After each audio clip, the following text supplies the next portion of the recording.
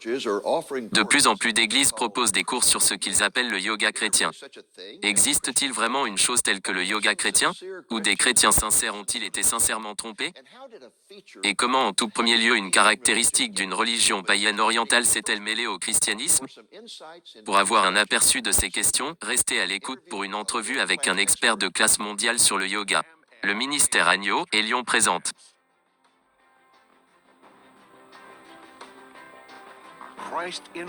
Christ dans la prophétie.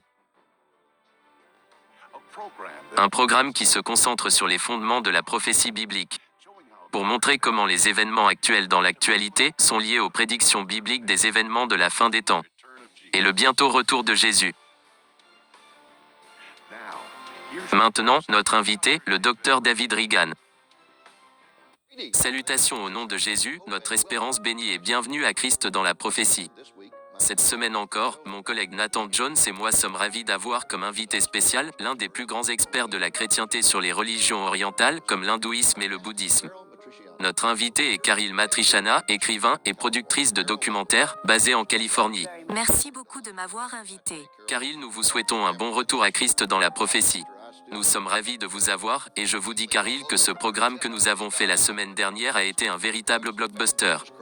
Je continue encore à ressentir des picotements partout à propos de votre témoignage sur la façon dont vous êtes allé chercher des drogues et avez trouvé Jésus-Christ. Eh bien Nathan, que diriez-vous de lancer notre discussion aujourd'hui? Nous parlons de yoga et vous êtes un expert. Pouvez-vous nous dire pourquoi vous êtes un expert du yoga? Eh bien, Nathan, je suis né et j'ai grandi en Inde pendant les 20 premières années de ma vie. Alors j'ai vu la pratique du yoga. Je n'y étais pas impliqué parce que j'ai réalisé que c'était de l'hindouisme. Je veux dire en fait que dans l'enseignement hindou, il est connu qu'il n'y a pas de yoga sans hindouisme. Il n'y a pas d'hindouisme sans yoga. Les deux ne peuvent être séparés. Il ne peut pas être séparé d'avec l'exercice spirituel. Parce que le point même du yoga, qui a été conçu dans la Bhagavad Gita, qui sont les écrits hindous, les écritures saintes hindoues comme ils l'appellent. La Bhagavad Gita, le Dieu réel, la divinité, dans le yoga est conçu pour l'individu, pour se connecter à sa conscience divine. Dans l'hindouisme, ils ne croient pas que vous êtes un pécheur. Ils croient que vous êtes ignorant de votre divinité. Donc l'étincelle qui est en vous doit être allumée par la discipline du yoga. Et en fait, une autre chose intéressante est que l'on pense qu'il y a un serpent enroulé, endormi en chaque personne, attendant d'être éveillé à travers les disciplines du yoga. Le serpent est connu comme la sagesse, le pouvoir, la connaissance. Et si cela est évoqué à travers les chakras, qui sont des centres psychiques énergétiques qu'ils appellent, c'est de la métaphysique. Ce n'est pas vrai, ce n'est pas scientifique, certainement pas biblique. Mais le serpent est élevé par auto-hypnose, en entrant en soi-même, par la respiration, en le réveillant à travers les disciplines, en répétant sans cesse les noms des divinités. À travers des choses répétitives appelées mantras, prières répétitives. En respirant, en le poussant vers le haut, jusqu'à ce qu'il arrive finalement au 3e œil, au 6e chakra, puis entre dans l'esprit, dans la conscience, où vous réalisez votre divinité et vous vous y connectez. Votre divinité? Que vous êtes une divinité. Parce que dans l'hindouisme, il est entendu que la divinité est dans toute chose. Que Dieu est dans toute chose. Toute chose est divine. Que ce soit le rat dans la rue, la vache dans la rue, les singes dans les arbres, vous. En fait, avant chaque cours de yoga, vous dites Namasté, ce qui signifie en hindi, le Dieu en moi s'incline devant le Dieu en vous. De sorte que tout cela fait partie intégrante de la discipline spirituelle du yoga. Et Brahman est compris comme une conscience divine, pas une personne. Donc, lorsque vous dites que vous devenez Dieu, dans le monde occidental, nous voyons Dieu, le Dieu de la Bible, le Dieu créateur est une personne. Et Jésus-Christ son Fils, et le Saint-Esprit, 3 personnes en une. Le Dieu trinitaire, ce n'est pas le cas dans l'hindouisme. Dans l'hindouisme c'est une conscience. C'est une force. C'est une pensée à laquelle vous devez vous connecter. Donc, en fait, vous devez modifier votre vision du monde. Étiez-vous déjà devenue une pratiquante de yoga? Oui, je l'ai été. Donc vous l'avez expérimenté de première main, pas seulement en l'observant? Non, alors que je grandissais en Inde, j'ai observé que cela se pratiquait, mais quand j'avais environ 19, 20 ans, mes parents sont retournés en Angleterre. Je me suis impliquée dans le New Age. dont je ne savais pas qu'il s'agissait d'un mécanisme religieux pour changer notre vision du monde en une vision du monde mystique oriental. Donc, le New Age que j'ai vu en Occident était un polissement complet, nettoyé et attrayant. Une incitation manipulatrice dans une vision différente du monde. Le yoga a-t-il fonctionné, dans le sens où il peut vraiment vous amener dans un état altéré de conscience? Oh, absolument. C'est un spiritisme puissant. Qu'y a-t-il de mal à entrer dans un état de conscience altéré? Oh, premièrement, tu abandonnes d'abord ton esprit.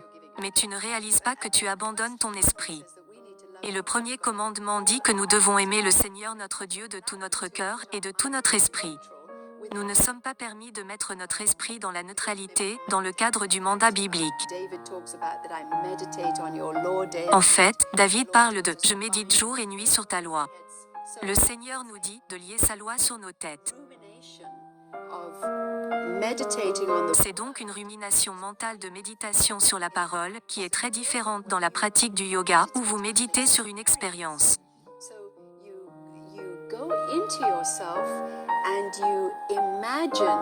Donc tu vas en toi-même et tu imagines et tu as des émotions subjectives sur ce que tu ressens. Et c'est très, très puissant. Cela ne vous ouvrirait-il pas à la possession par les démons, ou au moins à une attaque démoniaque? Eh bien, je ne savais pas à l'époque parce que je n'étais pas une chrétienne croyant en la Bible. Que ce en quoi je m'impliquais allait ouvrir des portes à l'occulte. Ouvrir des portes aux démons. C'est ça, ce serpent? Est-ce cela cet esprit démoniaque? Eh bien, le serpent est le maître de tous les esprits démoniaques. C'était le serpent dans Ézéchiel et Ésaïe. L'histoire où on nous raconte qu'il a dit « Je serai comme le Très-Haut ». Il reconnaît qu'il y a un Très-Haut. C'est donc le serpent, Lucifer. Il sait qu'il y a un Dieu monothéiste. Mais je serai comme le Très-Haut. Il a introduit le polythéisme. De nombreux dieux. L'idée que nous pouvons tous être comme des dieux. Et pourquoi pas? Parce que dans la Bible, on nous dit que nous sommes enfants de Dieu. Et on nous dit aussi que nous sommes créés à son image. Mais nous ne sommes pas enfants de Dieu jusqu'à ce que nous passions par Jésus-Christ, par la repentance. Donc, ce que c'est une contrefaçon d'expérimenter par la manipulation créative. Qui est ce que Satan fait? Il est un menteur. Il dit « Je serai comme le Très-Haut ». Il a créé dans son imagination une réalité qui n'existe pas. Il ne peut pas être le Très-Haut. Maintenant, Karil, il y a quelques années, vous êtes retourné en Inde et vous avez produit un documentaire majeur sur le yoga appelé Yoga Uncoiled. Est-ce exact? Et parlez-nous de votre expérience là-bas en Inde. Eh bien, la raison pour laquelle je suis allée était parce que les chrétiens pratiquent aujourd'hui le yoga. Et cela a été appelé le yoga christianisé. Il n'y a pas une telle chose. Ça n'existe pas. C'est comme dire l'hindouisme christianisé. C'est comme dire l'occultisme christianisé. Oui, je veux y entrer dans un instant. Je veux que tu nous dises tout de suite ce que tu as fait en Inde. Eh bien, je suis allée interviewer des yogis. Ce sont les pratiquants du yoga avec la question, la discipline spirituelle, les connexions spirituelles du yoga peuvent-elles être séparées des exercices physiques? Parce qu'en Amérique, tout le monde dit qu'il est juste impliqué dans le yoga, qu'ils appellent les flexions et l'étirement. Était-il prêt à être interviewé?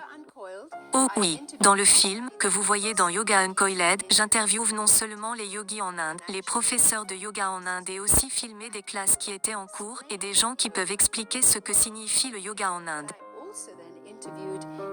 Mais j'ai aussi interviewé une chrétienne qui enseigne le yoga.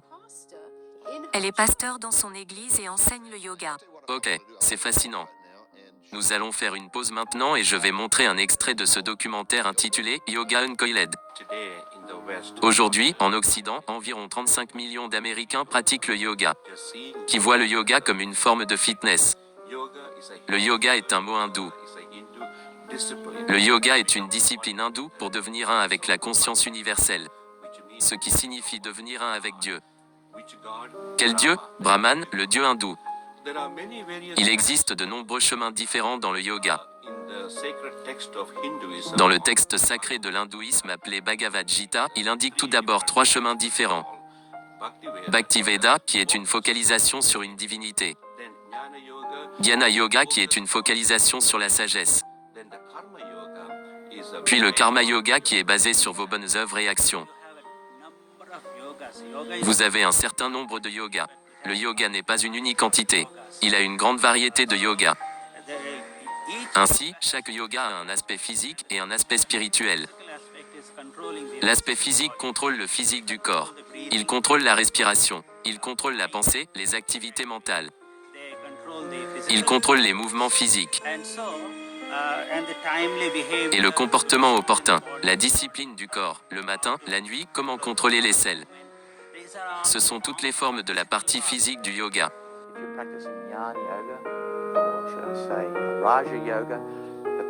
Si vous pratiquez le Jnana Yoga, ou devrais-je dire Archa Yoga, l'objectif principal de cette technique est d'amener l'esprit à une immobilité parfaite et de concentrer l'esprit de manière très délibérée sur un son, ou une vibration, ou une image particulière peut-être. Comme dans la tradition Mahayana tibétaine bouddhiste. Cela amène l'esprit dans un état de repos, la paix, de sorte que la révélation peut se produire. La pénétration spirituelle d'une vérité supérieure, une autre vérité. C'est donc un moyen de manipuler l'esprit pour générer différentes expériences ou intuitions de cognition qui sont censées être liées à l'appréhension. L'appréhension spirituelle des hautes réalités. Selon l'hindouisme, la plus haute réalité est de prendre conscience de sa propre divinité. L'hindouisme respecte tout, en tant que divinité. Les vaches dans la rue, les singes dans la ville, les idoles qui sont mi-hommes, mi-animaux comme des créatures. Mais le but le plus élevé est la réalisation de sa divinité personnelle ou de sa conscience divine. Cette réalisation peut être ressentie par une perception directe au plus profond de son propre esprit. Un endroit connu comme le siège de la sagesse concentrée. Une zone entre les sourcils connue sous le nom de troisième œil. Il est également appelé le sixième chakra, signifiant roue et reconnu comme énergie psychique. Les autres chakras partent le long de la colonne vertébrale en commençant par le bas, fleurissant vers le haut, se rencontrant à la Agna qui signifie commande. Ici, à l'Agna, le troisième œil, c'est le point central où toute expérience est recueillie dans une concentration totale. Et est également considéré comme la base de toute la création elle-même. Dans cet hôtel où je logeais, chaque matin, les prêtres locaux venaient offrir au matin le puja ou des rituels de prière aux dieux. Ils préparaient à Arti, la célébration de la lumière à travers le feu, et mixaient le mélange rouge vermillon pour bindi ou kumkum. Les points vus entre les sourcils. Ce bindi ou kumkum est censé retenir l'énergie psychique dans le corps humain et contrôler les différents niveaux de concentration. Ici, le manager de l'hôtel explique que le bindi ou kumkum et la arti de feu sont préparés non seulement pour les dieux, mais aussi pour les clients de l'hôtel qui sont considérés comme des dieux. Pour nos dieux, nous plaçons ce kumkum comme une tradition. Les invités sont nos dieux. L'invité qui vient ici est un dieu. Nous gardons le bindi, nous faisons la arti et le bindi pour les invités. Ils sont comme nos dieux. Dans l'hindouisme, ils ont plus de 330 millions de dieux. Ce qui signifie que tout est Dieu. Quoi que vous voyez, tout ce que vous touchez est Dieu. Le Dieu Soleil, le Dieu Lune. Tout est Dieu. Donc l'homme et la nature, l'homme et l'animal ne font qu'un.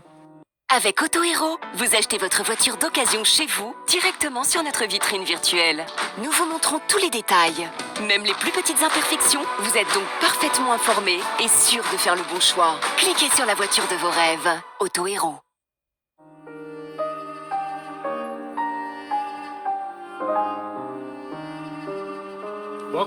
Bienvenue à Christ dans la prophétie et à notre interview avec Caril Matrishana, productrice du documentaire Yoga Uncoiled.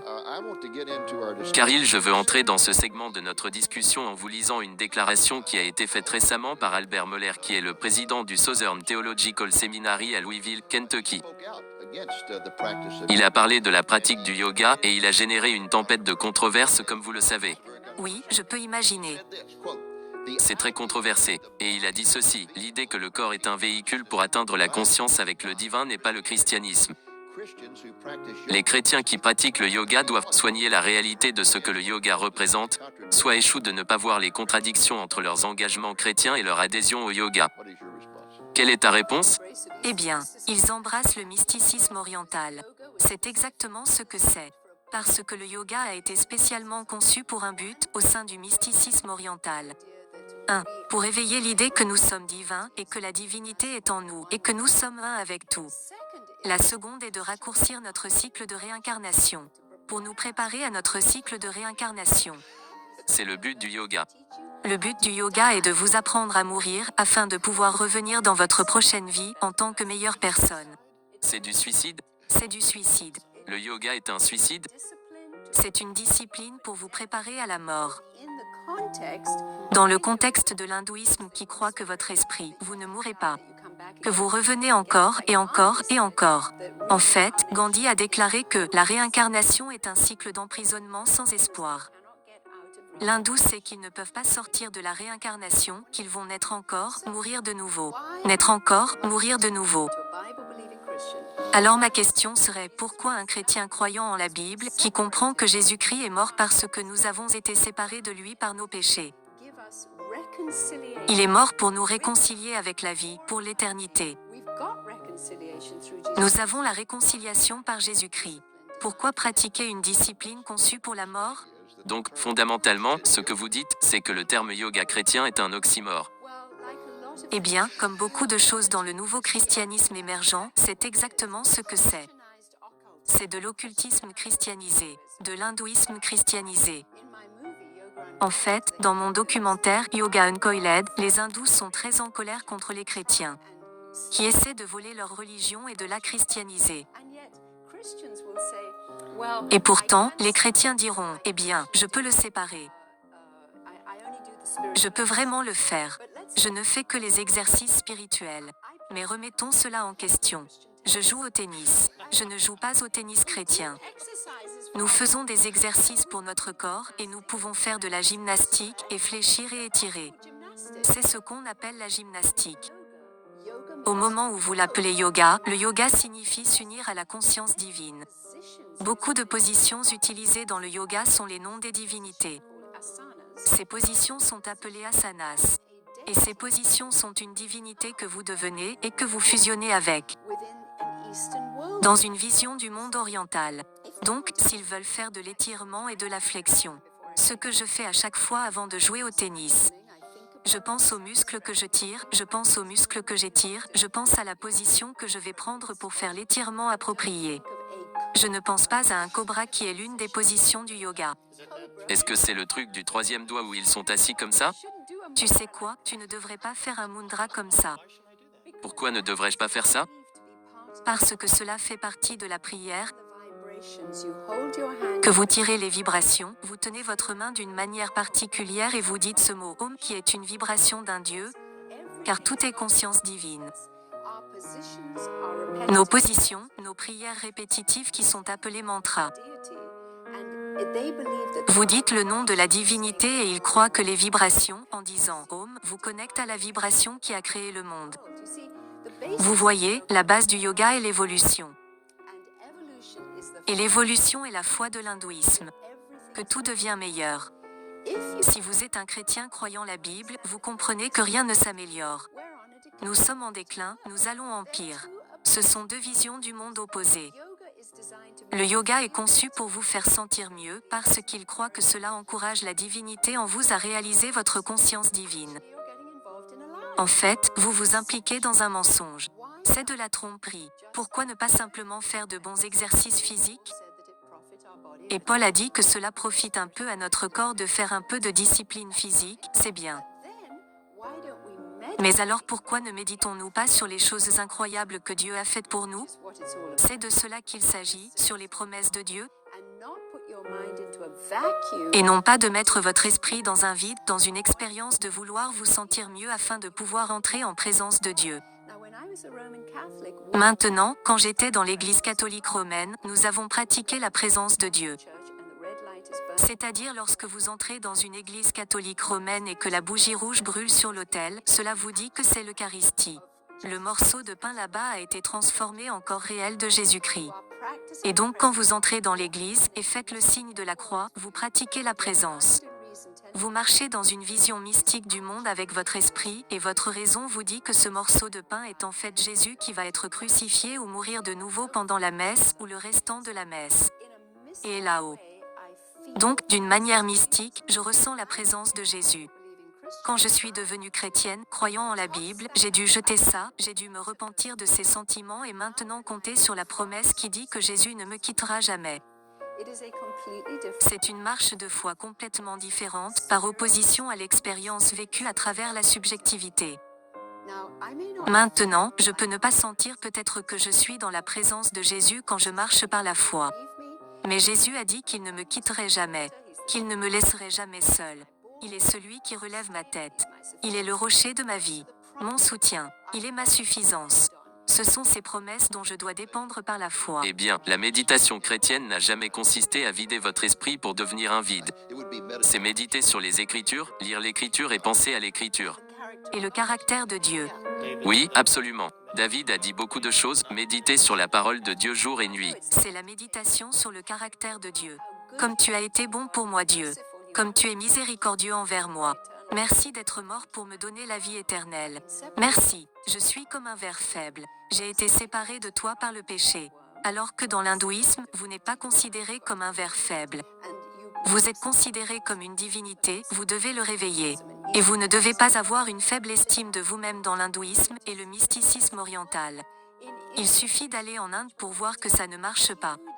En Inde, il y La a une famine énorme de masse. pauvreté, une énorme dépression. Si le yoga fonctionnait en Inde, ces gens seraient ravis, ils ne le sont pas. C'est vrai.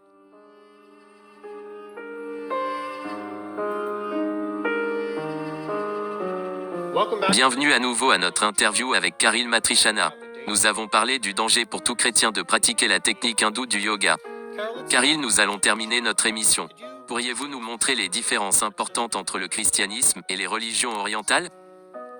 Eh bien, dans le mysticisme oriental, le péché n'existe pas. C'est votre ignorance que vous êtes divin.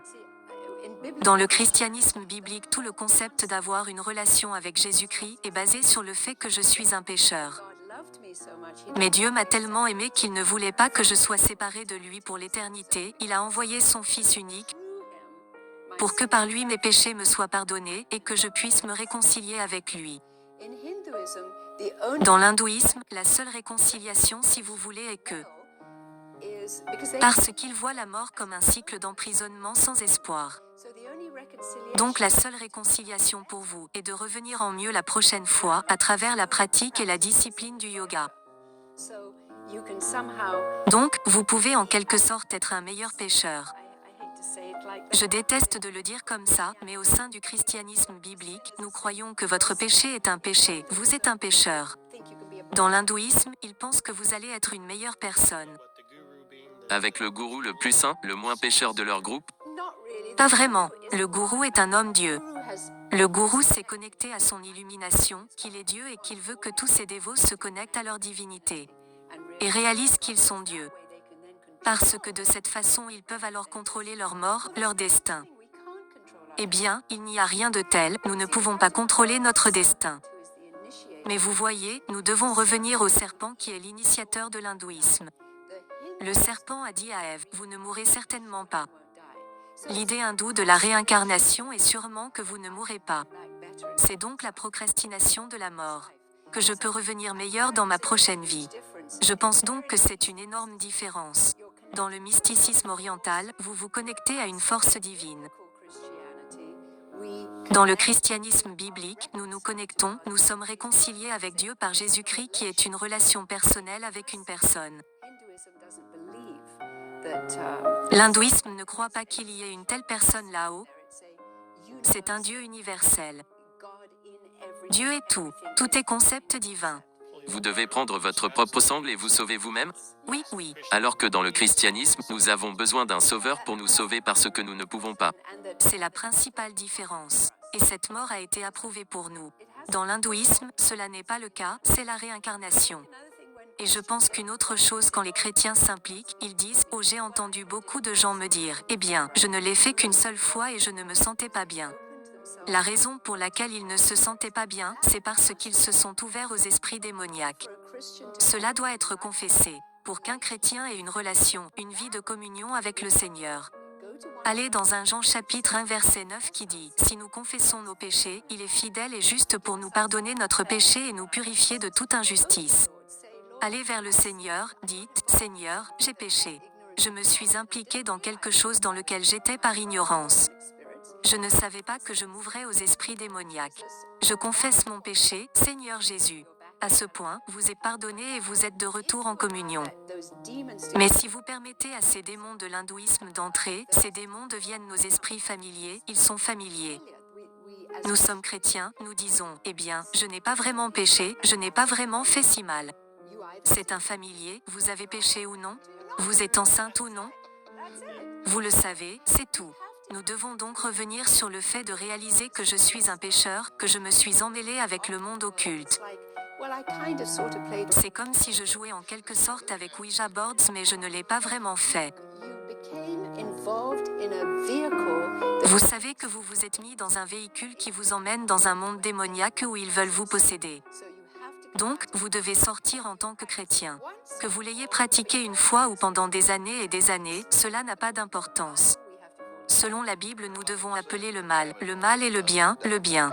Caril, je déteste le dire, mais notre temps est presque écoulé, et je veux que les gens en sachent plus sur votre ministère, et je sais qu'ils peuvent le faire en s'inscrivant sur votre liste de diffusion. Que diriez-vous de dire à nos téléspectateurs comment ils peuvent le faire? Eh bien, ils peuvent aller sur ma page web, www.caril, mon nom s'écrit un peu différemment cariltv.com, cette lettre. cariltv.com est là, ils peuvent prévisualiser bon nombre des 60 films que nous avons produits. Excellent. Eh bien, merci Caril et je vous dis que c'était tellement excitant de parler avec vous que nous allons vous inviter à revenir pour une 3e semaine et changer un peu les choses. Nous allons parler de l'impact de la religion orientale sur le christianisme en Amérique, en particulier dans le mouvement apostolique de l'Église émergente qui a été fortement influencé par la pensée de type hindou.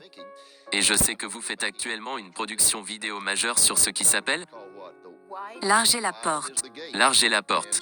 Et nous vous invitons donc à revenir la semaine prochaine pour en discuter avec nous, et nous attendons cela avec impatience.